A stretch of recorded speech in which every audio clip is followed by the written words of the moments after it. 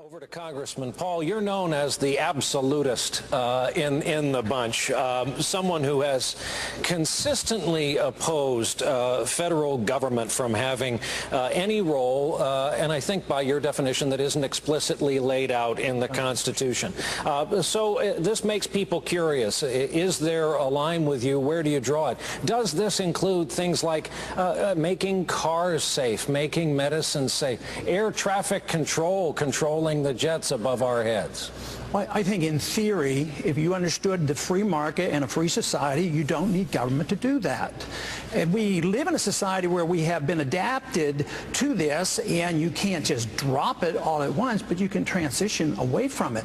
On regulations, no, I don't believe in any of these federal regulations, but that doesn't mean I don't believe in regulations. The regulation of the marketplace takes care of it. Just think if we had the regulations on the market that dealt with the bankruptcies, that had to go bankrupt. We wouldn't have been able to bail out the big banks and the big corporations and dump on the poor people. Well, so the market would dictate it. You can't commit fraud. If you need detailed regulations, you can do it at the state level, but the federal government is not authorized to nitpick every little transaction. The way they use the interstate commerce clause is outrageous as far as I'm concerned. Well, 30 seconds more for devil's advocate here, because would you then put it on the drug companies to say, no, we're bringing this to market, trust us, it's a fantastic drug. All the pilots in the sky to add to their responsibilities their own air traffic control in an organic way. What I said is theoretically it could be privatized, but who ends up doing the regulations on the drugs?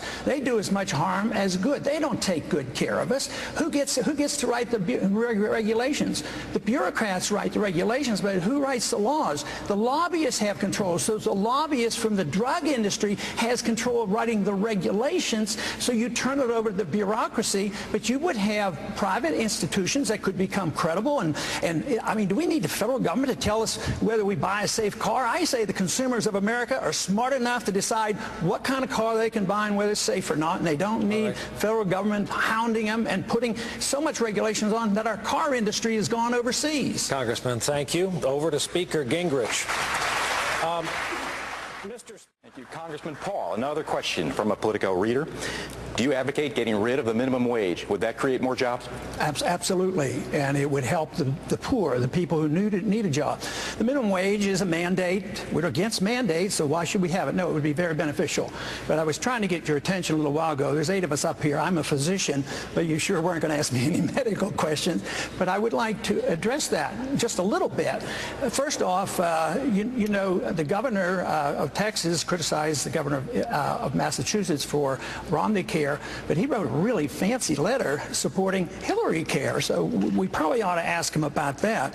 But mandates, that's what the whole society is about. That's what we do all the time. That's what government does. Mandate, mandate, mandate. And what we talk so much about the Obama mandate, which is very important, but what about Medicare? Isn't that a mandate? Everything we do is a mandate. So this is why you have to look at this at the cause of liberty. We don't need the government running our lives. And I do want to address the subject of $2 oil or gasoline, because I can do much better than that. I can get you a gallon of gasoline for a dime. Thank you, Congressman. Well, now I got to finish the sentence. You didn't give me time before. I can These get are you rules that all of you agree to that Brian and I will try to Let's hear that, yeah. Finish the sentence or you're all done. Okay, I'm going to finish the sentence then. Please. Okay, you can buy a gallon of gasoline today for a silver dime. A silver dime is worth $3.50. It's all about inflation and too many regulations. Now, Governor Perry, I saw you nod your head. John. I saw you nod your head. Speaking of letters, I was more interested in the one that you wrote to Ronald Reagan back and said, I'm going to quit the party because of the things you believe in. Oh, I need an answer on that. It had... You've got a 30-second rebuttal time. I strongly supported Ronald Reagan. I was one of 4 in Texas, one of 4 members of Congress that supported Reagan in '76. And I supported him all along. And I supported all his issues and all his programs. But in the 1980s, we spent too much, we taxed too much, we built up our deficits, and it was a bad scene. Therefore, I support the message of Ronald Reagan. The message was great, but the consequence, we have to be honest with ourselves. It was not all that great. Huge deficits during the 1980s, and that is what my criticism was for. Not for Ronald Reagan's message. His message is a great message. Funny thing about the mail, kind of tends to live on forever. To all of you. Thank you. Congressman Paul. We've been talking just now about Governor Perry's rhetoric, but let's talk about his record. Just this morning, your campaign put out a statement accusing him of pushing for bailout money, supporting welfare for illegal immigrants, and trying to forcibly vaccinate 12-year-old girls against sexually transmitted disease. He's your home state governor. Is he less conservative than meets the eye? Much more so, yes.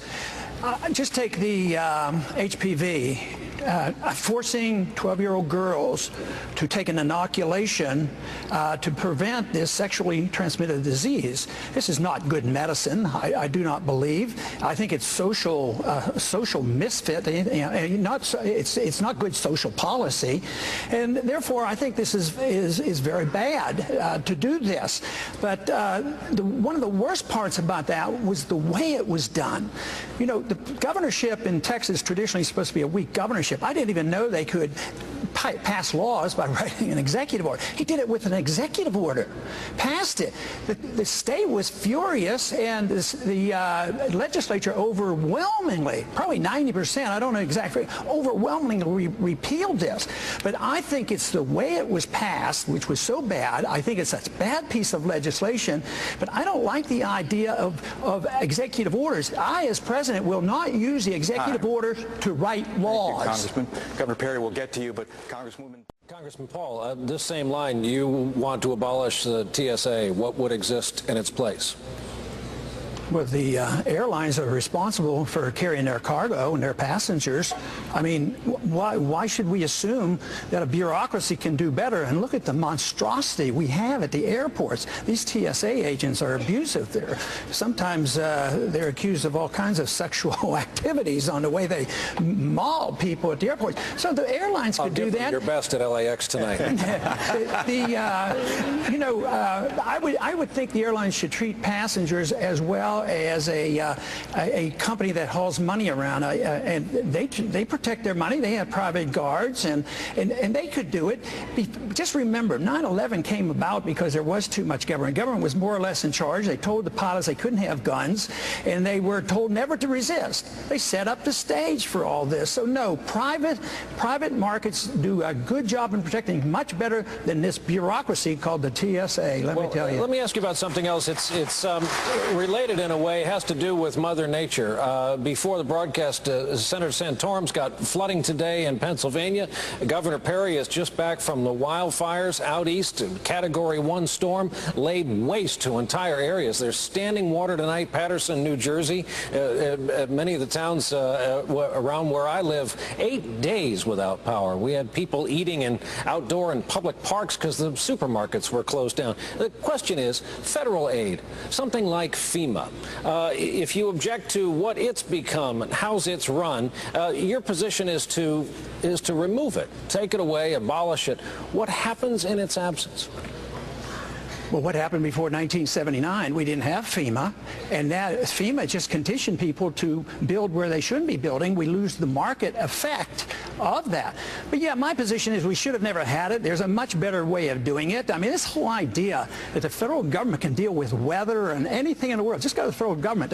FEMA's broke. They're $20 billion in debt. But I'm not for saying tomorrow close it down. A lot of people pay the insurance. I worked real hard to make it work, and I did that in my district too. But I'll tell you how we should do it. We're spending, believe it or not, this blew my mind when I read this, $20 billion a year for air conditioning in Afghanistan and Iraq, in the tents over there, and all the air conditioning. Cut that $20 billion out, bring it home, take 10 off the debt, and put 10 into FEMA or whoever else needs it, child health care or whatever. But I'll tell you what, if we did that and took the air conditioning out of the green zone, our troops would come home, and that would make me happy. Mr. Kane, along the...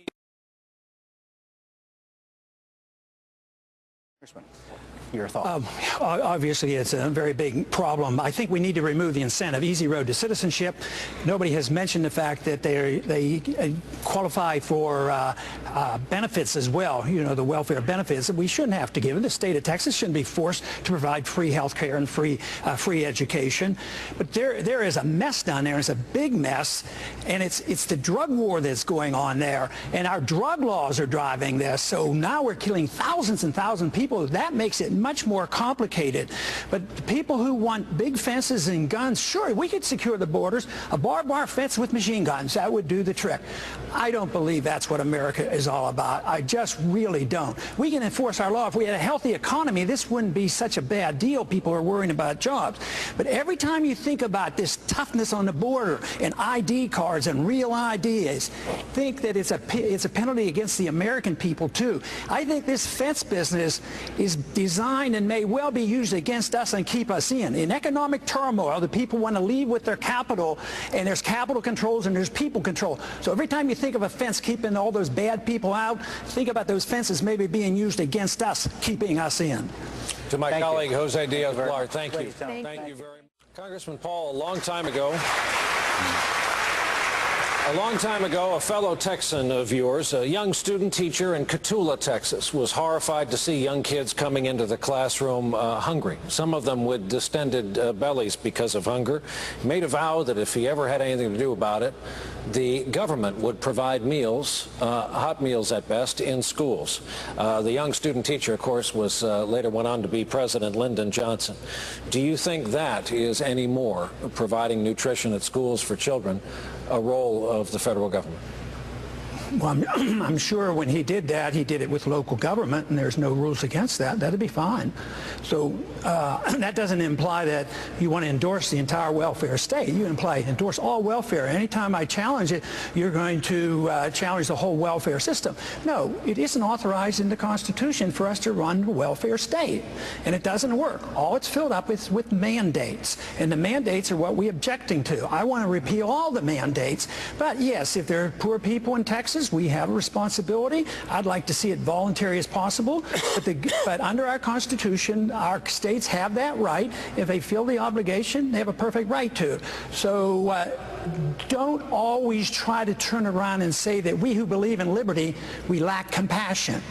Because we who believe in liberty and understand the market, we're the only ones that really understand how people are taken care of, how they are fed, and how people have jobs. It's the market. It's never the government that does it. So this whole idea that there's something wrong with people who don't lavish out free stuff from the federal government somehow aren't compassionate enough. I resist those accusations. Congressman, thank you.